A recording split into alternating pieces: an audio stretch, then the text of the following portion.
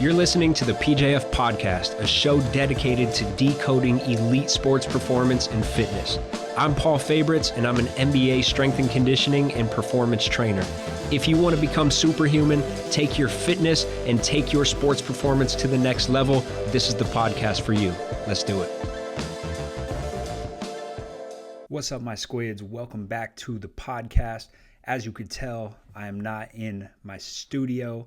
I'm in a hotel. I'm whispering a little bit because it is kind of late at night and these walls are super thin, so I can hear people across from me. So I feel like they can hear me as well, which means they're getting a free podcast. I should charge. I should knock on their door and charge for this, but I might let it go.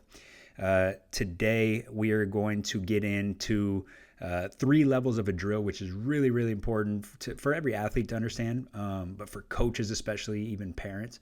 Another thing that I wanted to talk about is our Unranked Academy. So it's been out for a little over a month now, and kids are already getting great results. It's so scalable because we set it up in levels. So your goal as far as the skill code portion, your goal is to become a level 3 black belt, and that is for finishing. So every type of finish, floater, scoop lay, extendo, acrobatic lay, runners, there's all these different categories, and then there's specific levels set up. So there's standards that you have to pass in order to move on to the next. So the idea is it's like, we don't want you to do calculus before you actually have mastered algebra, right? So master the basics, and then as soon as you pass, let's move on, because we do got to keep you out of your comfort zone. So sometimes people just stay in that comfort zone for so long and just get reps on reps on reps on stuff that is actually a little too easy for them. So in our system, as soon as you pass a level, you move on to the next thing. So we have that for finishing. We have that for shooting. The shooting program is incredible. The ball handling program is incredible. We have defense. And then we have this IQ vault where we upload videos. We got Cody Topper, who's the assistant coach for LSU. He's been the assistant for Memphis Tigers. He's been a G League head coach. He's worked for the Suns. He's worked with players like Devin Booker. He is just a basketball genius, and he's breaking down the game every week. We got new videos coming, and he is just incredible at teaching the game. So, what a time to be alive as a player. Like, you're learning directly from the top Division I coaches. You're learning from NBA coaches like myself. And then we have full year strength and conditioning program. It's super comprehensive, specifically for basketball players. Athleticism code, and all of this is put together so every portion flows, right? It's not the strength competing with the skill, which is a common thing in basketball training right now. Everything flows together. So you have your early off season, you have a program for late off season, you have a program for pre-season where we really ramp up the conditioning, and then we have an in-season program. And so this is a year-round program where everything is periodized together, and the skill volume perfectly matches the strength and conditioning volume. The strength volume perfectly matches with the athleticism work. And it's a program that is incredible. It's already getting players really, really good results. And this is our most comprehensive program that we've ever put together for basketball players. So I would check it out at pjfperformance.com. Click on training, click on Unranked. It's a little bit more expensive than most of our other programs just because it's so much more comprehensive. Plus, there's additional features, like I hop on video calls and take questions and converse with our members. And so it is not just a basketball training program, it's a whole community where we're really growing together and helping each other get to the next level. So check that out. It's a program that I've been working on for a very, very, very long time. I'm extremely excited to help all you guys get to that next level. All right, so what I want to talk about today is a concept that I brought up on my story last week, and a lot of people were interested in it because it was just a different way to think about a drill or how you approach your drills, whether you're a player or whether you're a coach. When you do a drill, there's 3 levels. Everybody sees level 1. Level 1 is the skill. What is the skill that's being trained? And this is where skills trainers are really good. They're good at understanding the details of the skill that we're working on. it does go a little bit deeper than that, because how do we best train that skill? So is the drill going to be block practice? Is it early on where we want just pure repetitions, don't switch up any variables? I want one spot and really just get reps with less interference, cognitive interference? Or is it going to be more randomized practice? So instead of just one spot repeating the skill, it's going to be a shot, and then it's going to be a mid-range, and then it's going to be a layup. You're switching it up rep to rep. Do you understand the regressions and progressions? So you can't just give one drill to everybody. We got to give them this drill and then say, hey, if you can't do that, move down to this level. If that's too easy, move up to this level. That's one thing that we do really well in the Unranked Academy, is we have so many progressions and regressions. It can fit any level. And then individuality, like, yes, everybody does an Allen Iverson crossover. Like there's carryover between how everybody does an Allen Iverson crossover. There's carryover in how the top 10 shooters in the world all shoot, yet there's going to be individuality. So there's going to be small differences. So understanding these small differences in every skill that we are working on. And so this is kind of where skills trainers are pretty good. It's just understanding the skills and then how to create drills to work on those skills.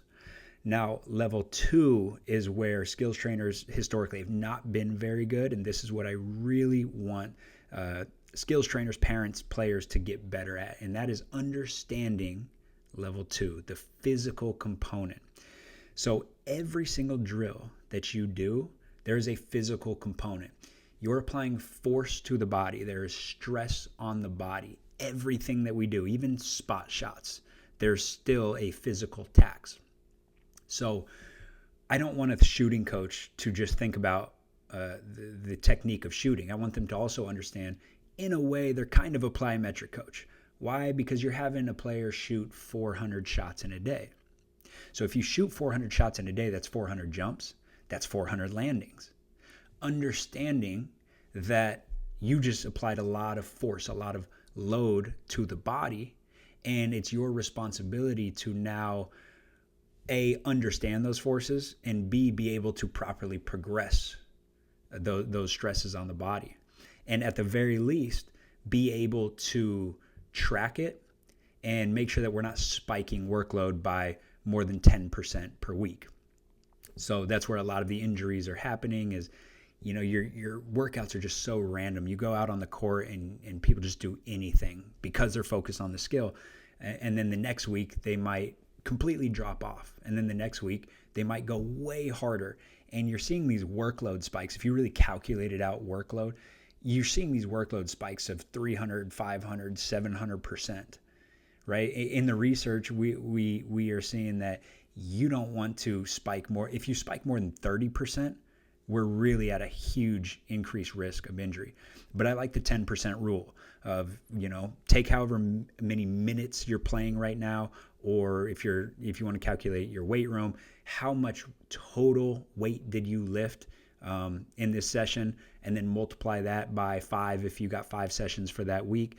Now take that and say, okay, next week I am not going to increase by more than 10%, right? So then I just have this gradual overload, a little less than 10% every week.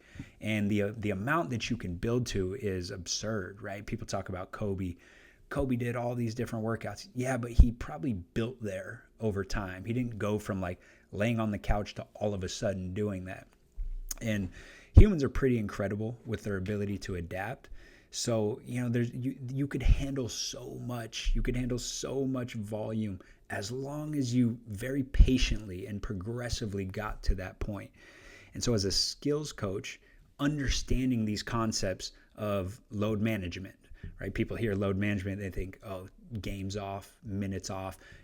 No, that's not load management. Load management is literally just making sure that we are not spiking workload by too much, we're not dropping workload by too much, and we are progressively increasing that workload. So understanding that physical tax to every drill you do, every workout you do, and then being able to also put them in buckets like, hey, today might be a sub-max day. So that's a good day to do your spot shooting. You had sub-maximal efforts, which typically go for longer durations. So maybe you went for a whole hour, maybe you went for an hour 15. You didn't do anything maximal. You didn't do agility. You didn't do maximal jumps. And then the next day, you have your intense day. And this is where you would want to put your agility. So as a skills trainer, you're going, okay, if I want to work on a move, this is where I would work on it. If I want to do some live one-on-one, this is the day where I would want to work on it. If I want to work on acrobatic layups, like jumping high, showing, getting to the other side, this involves max or near maximal jumping. That's the day that I would want to put that. You don't want to have high intensity every single day. And that's what's happening because a lot of trainers just don't understand that physical tax, and they don't understand the difference between that sub-max and the maximal intensity. So understand that if you're a shooting coach, you're kind of a jump coach. If you're a ball handling specialist, well, you're changing directions, you're going through cones, you're doing reactive stuff, you're working on moves, you're an agility specialist. So you're a ball handling specialist and you're an agility specialist. Every trainer, every coach, every trainer, you're also conditioning specialist. Conditioning is best built on the court. So strength coaches like really understand the science and heart rate monitor and different protocols. But at the end of the day, you know, we can't just put somebody on a treadmill. I can't just put somebody on the Versa climber. I can't just go out and run. It's just not the same as true basketball conditioning. So the skills trainer is actually in the best position to implement conditioning protocols, but they got to understand it. They got to understand having an aerobic day and then having a higher intensity anaerobic day. So this is stuff that I'm going to keep talking about on Edge U because I really want skills trainers to become more educated on this topic. And then as just a player, as an athlete, you got to understand how to approach it day to day and not undertrain and not overtrain. And then level number 3 is the psychology. So every time you step on a basketball court, you are training your mind. May not feel like it, you may not realize it, but every time you get out on the court and you do a drill, that's an opportunity to take you to the next level from a psychological standpoint. So for example, if I'm doing spot shooting, and one of our Unranked Academy members asked this on our Zoom meeting the other day. He said, you know, what do you think about streaks? Like, I'm just trying to make as many in a row as I can doing spot shooting. And my response is, you know, I do like it. It can be beneficial. I wouldn't make that the primary form of training because I think that it builds streaky shooters. If all you're doing is going for streaks, then you kind of gradually go. You might miss 5 in a row, and then it's like, all right, I'm going to start on a make, and then you get another one, and then you get psychological momentum. Okay, I saw a couple go in, and then you really get into that flow, and then you go crazy, and you make 30, 40 straight, whatever. But I wouldn't train the player's psychology to rely on that psychological momentum. I don't want you to gradually get going and rely on seeing the ball going in to get confidence for the next one to go in. So I would also switch it up with like make 30 without missing 2 in a row, because then that switches that mindset to when I miss, this next one is the most important. It's like, how do I adjust? Because a lot of times that's the best shooters is just the ones who can miss and then make that adjustment. So you see how that's an example of pretty much same drill, but very different psychology behind the drill. One of them, you're fighting back, you're building resilience, and then one of them, you're building confidence. Streaks is very good for confidence. Not missing 2 in a row is good for resilience. Playing games like 7 in the pot. People call this different things, but essentially, if you start with 7, every make is down a point. You're trying to get to 0. So you make, you're down to 6. You make, you're down to 5. You make, you're down to 4. You miss, you add 2.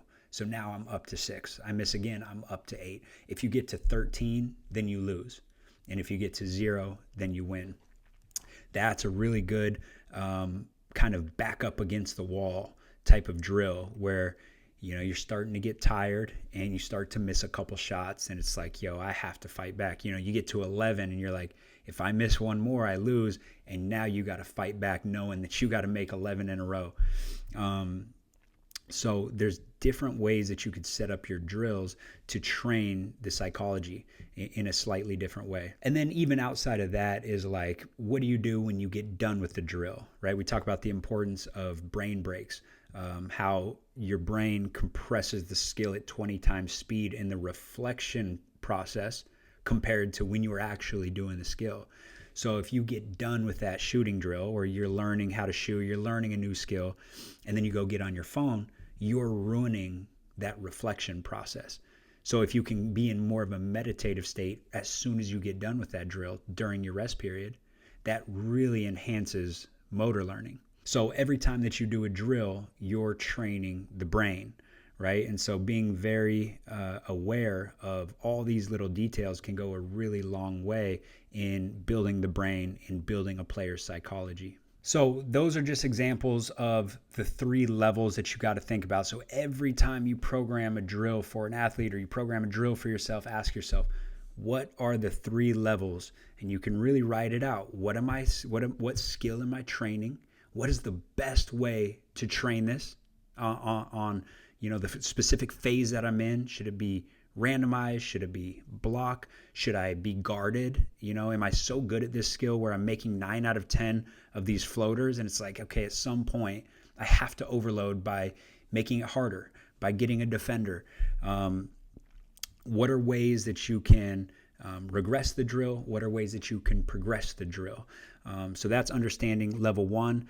Level 2, the physical component, understanding what is the physical tax. How hard is this on my body? What type of forces is this applying to my body? Is this high intensity that I should keep short duration? Is this low intensity, which I can make a little longer duration? Should I pair all of my lower intensity drills for my Tuesday, Thursday, Saturday, like we do in the Unranked program, and then more of the high intensity for the Monday, Wednesday, Fridays? Keep your high days high and your low days low. And then the psychology. So how am I taking myself to the next level from a psychological standpoint with all of these drills? And then, being able to hit a little bit of everything, hit your streaks to build some confidence and build that psychological momentum. And then also have your drills where your back is up against the wall and you got to fight your way back. Because you're not going to completely transform your psychology with one drill. But if you spend an hour and a half on the court every single day, imagine the difference that you can make psychologically over a year, over 5 years, over 10 years. You can really become a different player by really training your psychology every single day. All right, now the next topic that I want to go into is something that I still get asked on a daily basis. Anytime I do Q&As on the Instagram story, this is still a question that is very common. How do I get stupid fast as a hooper? And a lot of times people are really referring to quickness, like in that 3x3 box. How quick am I? Because if I can get my shoulders past the defender, I'm good. As long as I know how to use my body, go into them, put them in jail. It's really about that quickness. It's not as much about that end-to-end speed, although that is still important.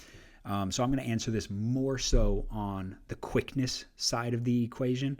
And that's kind of like the first step, second step, third step. And then by the time I'm at that third step, I got you beat already.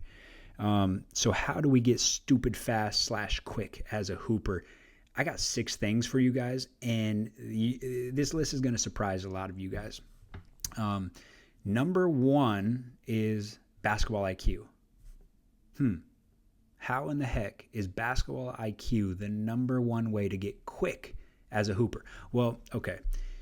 Quickness can be improved. True body quickness. It can be improved, but it's very difficult, right? You take somebody who's just very, very, very slow. You're not going to make them into De'Aaron Fox. It's just not going to happen. Now, you can make improvements. It goes back to the quote, you're not going to turn a donkey into a racehorse, but you can turn a donkey into a much faster donkey. That's what it is when it comes to pure quickness. But that's body quickness. All right. And we're going to talk about that in a second. The other component is brain quickness, brain speed.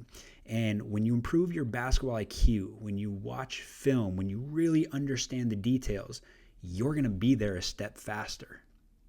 So think about it defensively, right? The guys who are insanely quick and athletic, they could be out of position a little bit and they can gamble and they can always get back into the play. But when you're not athletic and you don't have that body quickness, you can't get out of position. Like the moment you get out of position, you're done. And then you're a defensive liability. And so the more film you watch, the smarter you get, the more experience you get in games, actually, playing defense, the faster your brain is going to work. And so now you see things a step faster, so your body can get there a step faster.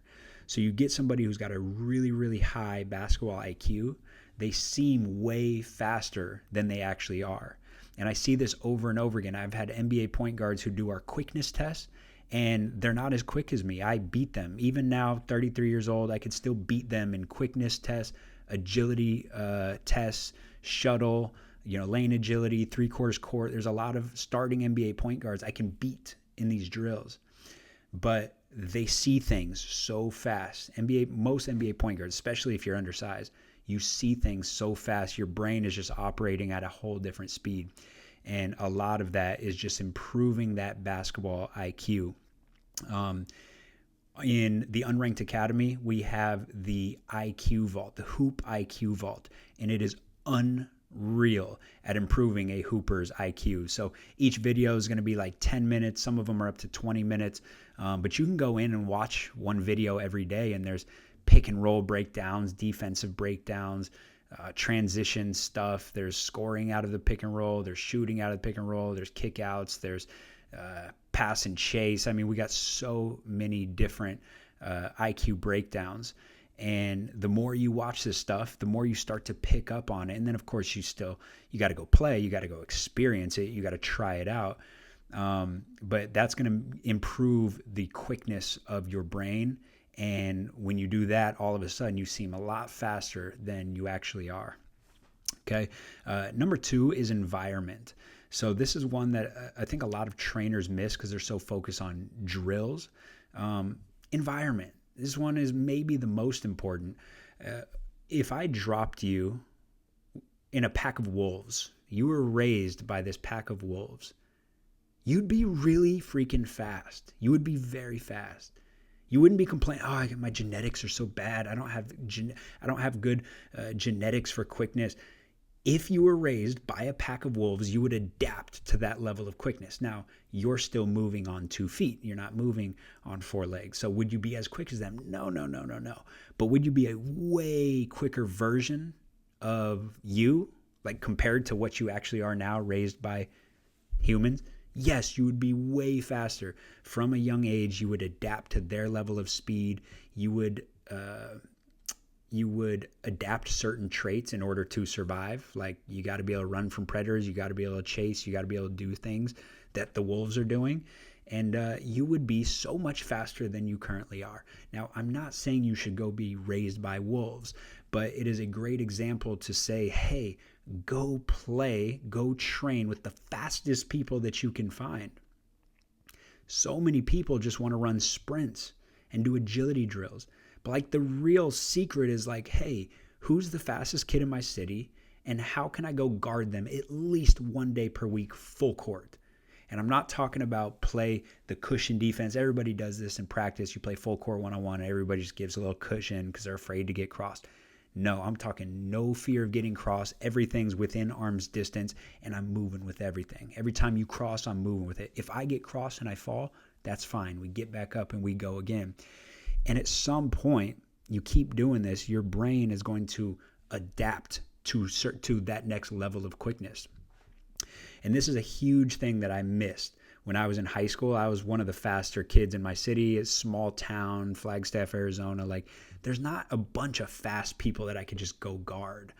And so I was always like one of the faster kids. And then I got to college and it was like, whoa, everybody else is fast too. And then I had to like, you start to adjust your brain to this new level of speed.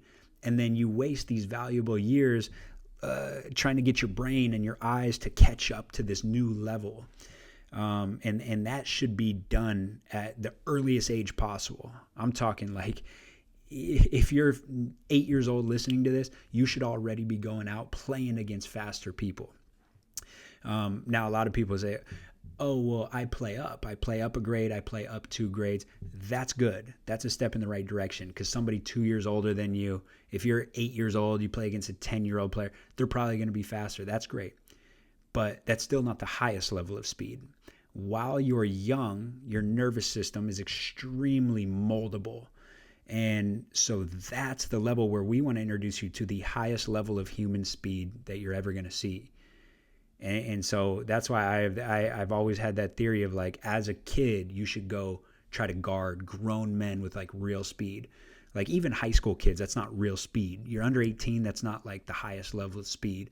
When you're like 20 to 26, that's when you're quick and you produce force and you really go somewhere. So that's like the highest level of speed, and you should be out like as soon as possible, adjusting to that level of speed. Get your brain, get your eyes to adjust very early on, and it becomes easier the rest of your life, because then you don't have to play catch up. So environment, go find the fastest people that you can, play with them as much as you can, guard the fastest players. There's just no substitution here. You can get a certain amount of speed by just going out and running, but you got to be out there with the quick dudes. You got to get dropped in a pack of wolves, and that's really all there is to it. All right. Number 3 is learning how to change speeds. So you're not actually changing how fast your body moves, but when you can learn how to change speeds, and James Harden is the perfect example here. Luka is very good here. Jalen Brunson is very good here. These are guys that are not the fastest, but they can really change speeds, and that messes with defenders. But I think that the advice is always like, you got to learn how to change speeds, and then there's no real nuts and bolts to that.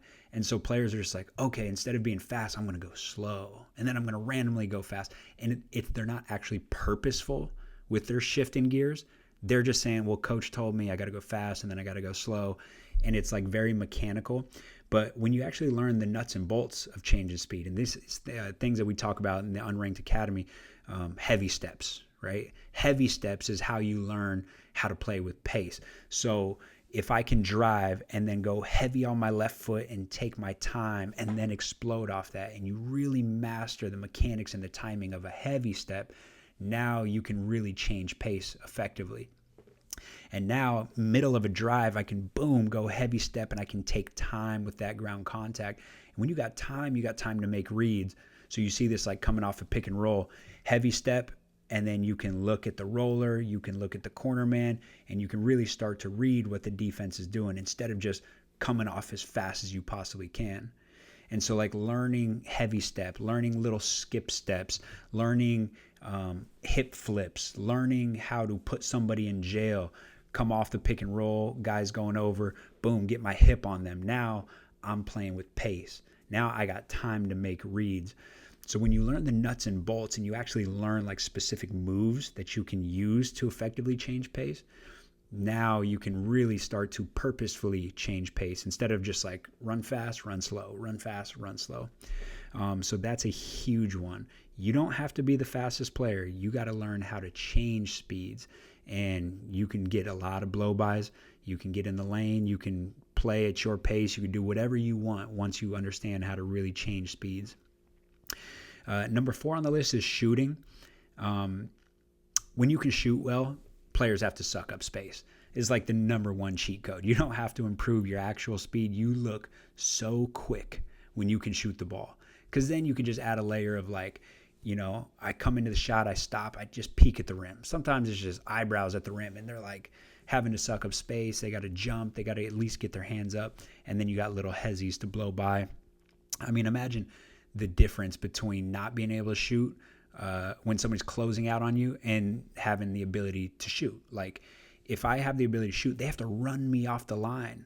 So they're not doing a choppy closeout. They're doing a hard 1-2 stop. So they're coming all the way up to me in order to make sure that I don't shoot. So now I could be pretty slow, and all I got to do is catch, peek at the rim, and it's an easy blow by. And guys, a lot of the game is just like, can I attack a closeout and then finish everything? Can I shoot well enough to get them to run me off the line every time I get a catch, and then get in the lane, hit middies, hit floaters, hit extendos? Like, a lot of the game can be really simple. It doesn't have to be complex, like how do I create and how do I take 14 dribbles. Most of the game is very, very simple. So being able to shoot makes you way, way, way faster than you actually are. Doesn't help you defensively, though, which is why you still need brain speed, body speed, because no amount of shooting will help you defensively, although 3 is worth more than 2, so a coach can justify you as a defensive liability a little bit better when every time you give up a 2, you come down and splash a 3. Number 5 is staying relatively light. And this is self-explanatory. We got our program, Fat Don't Fly. It is called that for a reason, and we talk about it from a jumping standpoint. If you have a lot of extra body fat, you're not going to fly. You're not going to get off the ground. But the same is true of running. If you have a bunch of non-contractile tissue, right, adipose tissue, fat, you are not going to move very well, but especially on change of direction, right? When you got a lot of extra body fat, change of direction, agility, quickness, it really goes down. So I say stay relatively light. You're going to gain weight throughout, different for everybody, but typically until about age 24, 25, like you're going to consistently gain weight just because you're still filling out, right? Like from age 0 to 25, let's say, you're going to consistently gain weight because you're just filling out. Like your frame is growing, you're growing into your frame. So even without the weight room, you're typically going to gain weight. So don't freak out if you're gaining weight, because a lot of you guys naturally will be. At 30, you probably won't be naturally gaining weight anymore. If you're gaining weight, it's because you're either crushing in the weight room or, and eating in a caloric surplus. But, you can get strong, but don't sacrifice your weight. Like if you want to optimize your quickness, you don't want to gain 15, 20 pounds of muscle in 1 year. At least spread it out 5 pounds per year over 5 years if you want to gain 25 pounds. But I've seen a lot of people just crush in the weight room and eat in a caloric surplus and get really, really big. And maybe their 40-yard dash did go up because that's more just about pure force production. But in a basketball game where it's about change of direction and also having endurance, right? It's like, I don't care how fast you are in the first quarter, like how fast are you in the third and in the fourth? How fast are you in overtime? And if I get really, really big, I got more mass to carry around. So even if my force production to body weight ratio increased in a standing vertical jump or in a 40-yard dash, that doesn't mean that it increased in the fourth quarter under fatigue, because it requires more force for me to move my body, and force requires ATP, and ATP requires energy, calories. And so we're burning energy. We're burning more energy in order to move compared to the Ja Morant, who's just like light, springy, athletic, bouncy, and it requires him less force, less effort to move his body. Now, I'm not saying don't get strong. You do want to get strong. We got to be physical in the post. This is not track and field. You got to go guard people like a James Harden, like a Luka. And you're a point guard and you're 6'2", like, dude, you better be able to wall up. And part of walling up is having enough mass.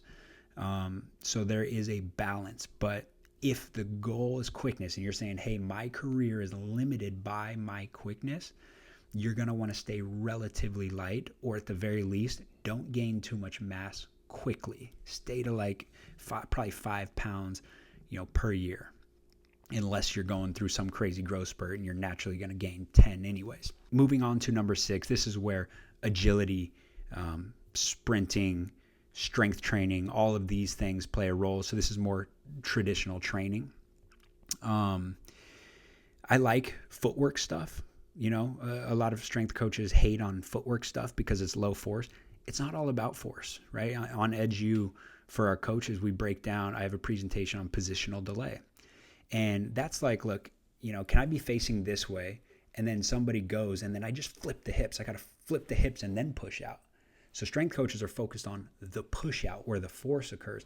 How about me flipping my hips? That's actually lifting. That's not pushing into the ground. That's me lifting the feet and flipping the hips at the same time. The people who can get into position faster to then produce force, a lot of times that's the quickest player on the court. So like if I'm going into a crossover step, if I'm in a defensive position, somebody's blowing by me and I can't slide, I need to cross over.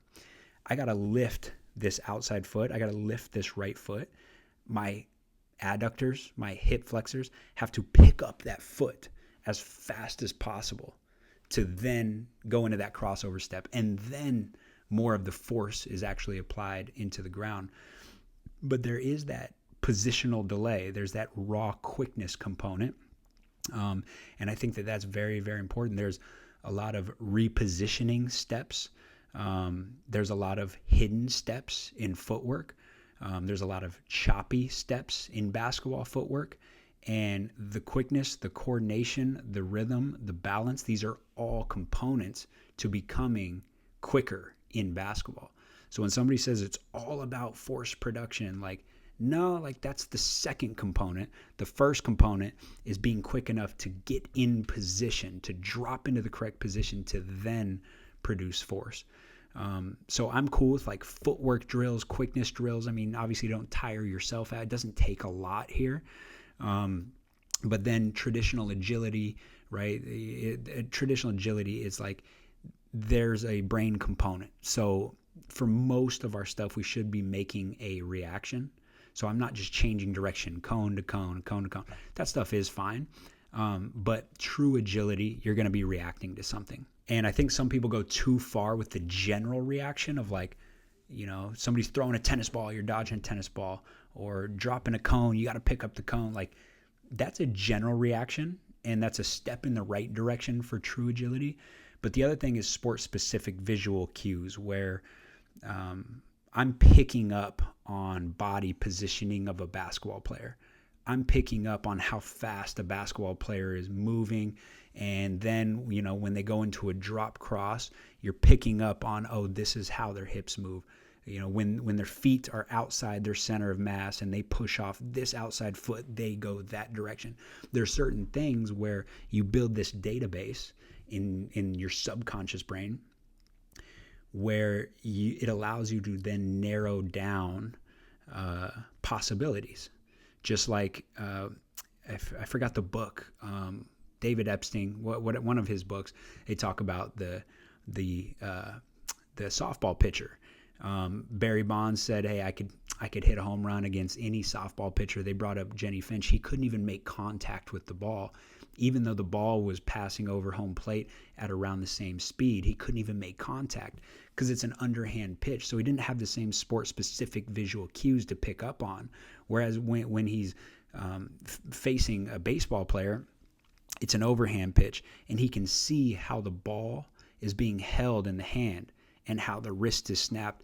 And it's before the pitch is even released, he's picking up on all of these cues, and he's got a lot of his mind made up on what the pitch is, where the ball is going to end up. The actual flight of the ball was just the icing on the cake. And that's the case for basketball too, right? If you've guarded enough of a certain move, you really narrow down the possibilities. So if somebody does somebody's got the ball, they do a hip flip and let's say somebody does a lateral float. Think of Kevin Durant going into his lateral float. A hooper knows that he's going to want to either pull, he's going to want to either just hang and go left, or he's going to want to cross back right. So if you've guarded that scenario enough, the moment that he lifts and starts to push into that lateral flow, that you really got like three options.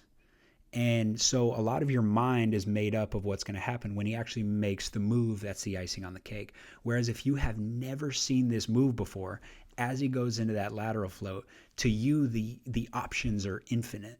Like it could be 1,000 different things.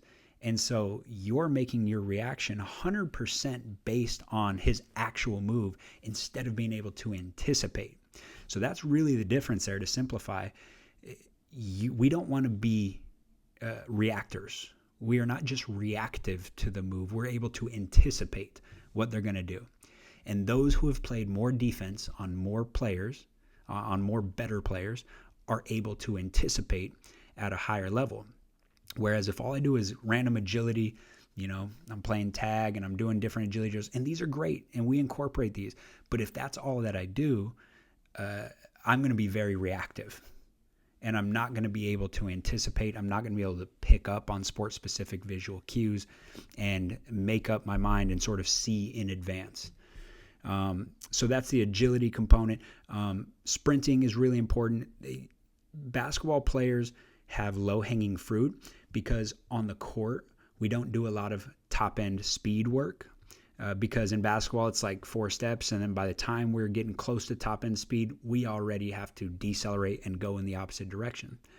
And so on a daily basis, most hoopers just never reach top-end speed. And so, yeah, you could look at that and say, well, we don't need it for the sport. Yes, but from a general standpoint, there's a lot of just general human qualities that we can build there. So, for example, top-end sprint speed, it's one of the highest force with the lowest ground contact. So there's huge forces in less than 0.1 seconds, and we got to improve that ankle stiffness and just spring off the ground so quick, so much force that we have to withstand.